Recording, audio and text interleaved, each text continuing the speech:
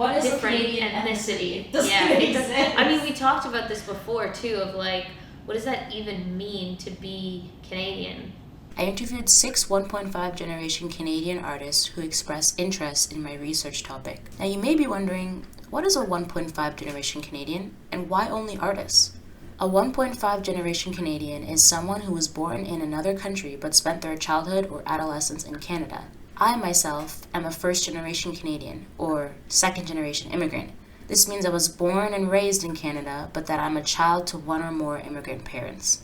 To have cultural ties to 2 or more countries creates complex identities. As an artist, I feel my identity crisis seeps into my work. I wanted to find other artists who felt the same way and ask what their experiences have been like growing up in Canada and living in Toronto, where there's a high population of immigrants or children of immigrants. The stories and experiences of these artists touched my heart. I think about Cheyenne, a dancer and multimedia artist from Trinidad and Tobago, who incorporates palm trees into her paintings to remind her of the island.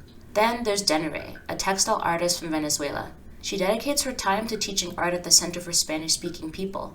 Ria, a digital media artist born in Mexico, explained that people often cannot guess her ethnicity.